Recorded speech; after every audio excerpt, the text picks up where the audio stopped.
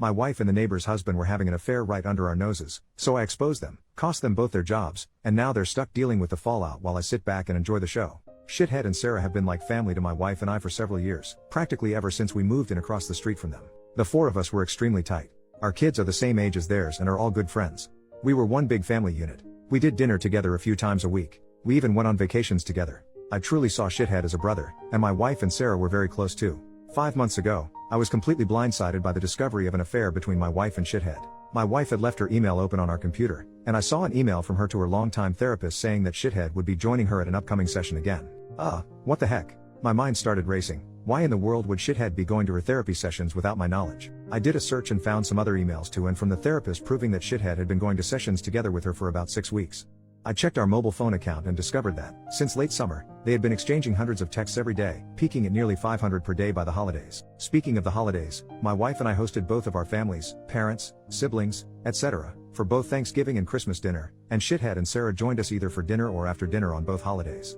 Text records show that the entire time that they were at our house celebrating with our families, my wife and Shithead were texting each other across the room. They were doing that pretty much every time the four of us hung out, for months. And, all day every day just in general. But what bothers me the most is that they were doing it with Sarah and I right there. I confronted my wife with the evidence and she admitted that yes, she and Shithead had fallen in love. It just happened. I don't know how. But I love him and I just don't feel anything for you anymore, I'm sorry. They had gone on a school district trip together, something had happened in her hotel room, and things had moved quickly from there. She explained, as I lay face down on the couch, unable to look at her, that they had already made plans to move out and divorce me and Sarah, and while they didn't plan to move in together immediately because of the kids, they'd probably do so eventually. The meetings with the therapist were supposedly mostly for the purpose of finding a way to break this to me and Sarah as gently as possible, because they were so very concerned for our well-being. Sarah and I are fairly certain that they weren't planning on telling us about the affair at all, and were simply going to discover their feelings for one another several months down the line, after they'd come up with some other reason to divorce the two of us.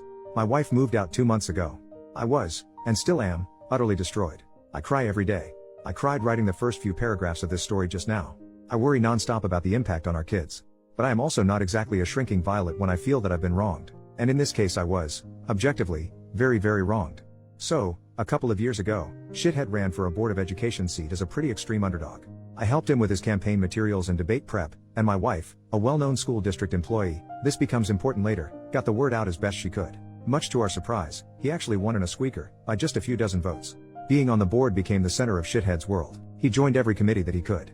This turned into the foundation of his affair with my wife, as they were constantly going to school events and meetings together on evenings and weekends. Once I discovered the affair, my thoughts turned pretty quickly to revenge, and it occurred to me that an extramarital affair between a member of the Board of Education and an employee of the school district was at least bad politics and possibly violated district policy. Making things far worse for them was that my wife was in the running for an open administrative position, and everyone knew that she was more or less guaranteed the job and the major pay raise that came with it. She had just finished her master's degree in school administration, at the urging of her principal and the superintendent, so that she could be promoted to this specific position. I had plenty of evidence of the affair, like texts from both of them admitting to it, text records showing that they were texting hundreds of times a day, emails to and from the therapist, etc. I considered simply emailing all of the evidence to the board and the superintendent, but felt like I, as the grieving betrayed spouse, might not be seen as a credible source. So instead, I invented a fictitious furious friend who was planning on showing up to the next board meeting and publicly shaming the two of them for their affair. I told my wife that I'd tried to talk this person down but couldn't guarantee that they wouldn't show up and humiliate them publicly. As I expected, this led Shithead to conclude that the only option was for him to preemptively admit the affair to the board. The superintendent subsequently recommended that Shithead resigns, which he did. Sarah said that he was utterly humiliated and crushed, and barely got out of bed for a few days afterward. Once word of the affair and Shithead's resignation started getting around, the superintendent, a longtime friend of both my wife and Shithead, contacted my wife and tearfully informed her that it was no longer politically appropriate for her to be promoted to an administrative position within the district. The position that had been lined up for her was later filled by an outside candidate. This sent waves of confusion and rumor throughout the district, as it was pretty well known that my wife was getting the job. The day after she was informed that she wasn't getting the promotion, my wife and I, despite our crumbling marriage, took our son out to breakfast together on his birthday, and a parent stopped by our table to congratulate her on her new role. She said, "Thanks," then excused herself to go cry in the bathroom for a while. I let the dust settle for a couple of weeks, and then, right before my wife moved out, let them in on my little secret. There was never a furious friend threatening to expose them in the first place. It was just me. Word of all of this has gotten around our fairly small town, which Shithead grew up in and my wife has worked in for nearly 20 years. My wife refuses to talk to me about how things are at work now, but I've heard from some people I know in the district that her formerly spotless reputation has taken a major hit. Shithead, formerly a gregarious social presence in our neighborhood and at events and pubs in town, has completely gone underground and barely emerges to mow his lawn. He's moving out soon, to a crappy little townhouse which is all he can afford due to all the child support he's going to have to pay his wife. My wife and Shithead claim that they plan on trying to make things work together, despite all the public humiliation. I wish them lots of luck with that. I'm sure it will be a lot of fun to show their faces together in town. Relevant comments. Commenter, are you and Sarah a thing now? You should totally be a thing, that would be awesome. No. We're friends. We've been incredibly important to each other since this all started and have certainly gotten a lot closer, but not in the way everyone's thinking. This would all be so much harder to deal with if I didn't have her to lean on, and she says she feels the same way about me. We're going through basically the exact same situation with the same players, after all. Shithead hasn't moved out yet. Once he does, we plan to go back to getting the kids together more often like they used to. It'll never be the same, of course. She already does come over with the kids from time to time, but it's just tough with Shithead's constant presence across the street. Commenter, didn't your revenge hurt both sets of kids? Not really. Shithead has a day job. The Board of Education was his hobby and his passion, but this didn't affect his income at all. And my wife has been assured that if she wants to pursue an administrative position with another district, she'll have glowing letters of recommendation from her superintendent and principal. It'll mean giving up a lot of work relationships in the process, but given the hit her reputation has taken, I'm guessing she makes that jump sooner rather than later. In the meantime, not moving to an administrative job means that she still has summers off with the kids. Commenter, why didn't you notice all of the texting your wife was doing?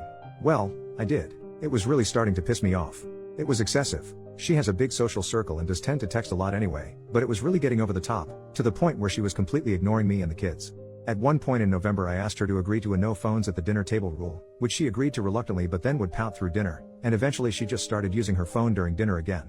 All that said, I was blind. Not only was the texting getting weird, but her relationship with Shithead was starting to make me uncomfortable. Sarah noticed it too and agreed.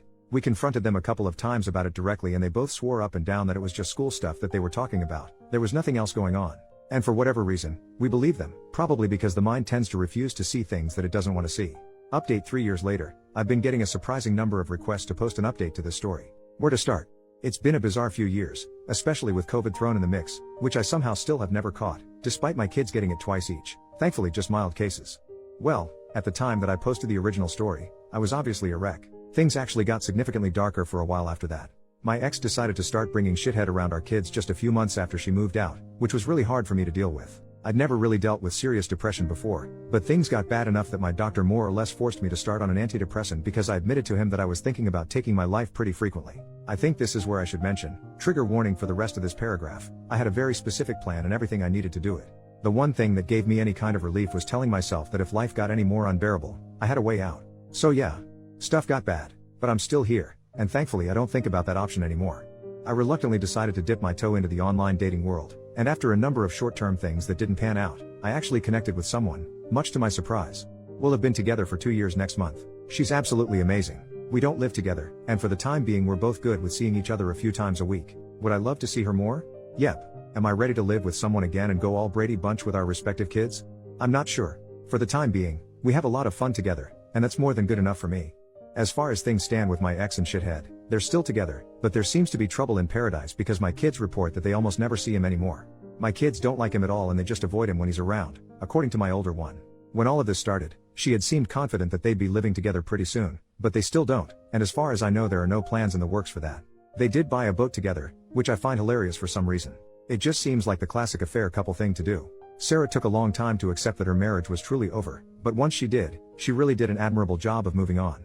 She engrossed herself in home improvement projects, she remains the same incredible mom that she's always been, and she's been in a friend with benefits type relationship, which is all she wants right now, with a nice, funny guy for almost 2 years. We hang out here and there, especially when my pool is open in the summer. We aren't nearly as dependent on each other as we were in the beginning, but we're still close friends. And no, still nothing more than that, which I'm glad about because the one thing this situation definitely never needed was more drama. My ex left the school district she was working for and took a job in a neighboring district. I have no idea what Shithead is up to, nor do I care. I hardly ever see him except at the occasional school event. For a while there, I was worried that he'd look at me the wrong way and I'd wind up in jail for knocking him out in an elementary school cafeteria or something, but I just don't care enough about him anymore for that to be a concern. So, all in all, life is pretty okay right now. I do miss being a family. I still have nightmares about all of this stuff and deal with intrusive thoughts at times. I fall asleep to audiobooks now to keep those thoughts at bay, otherwise I still struggle to sleep sometimes. But my girlfriend is amazing. I have an incredibly supportive family. I just officiated my sister's wedding a couple of months ago, and I have a big dog who needs lots of walks and that's a huge help for me on so many levels. I hope that update answered people's questions. Thanks again for all of the support.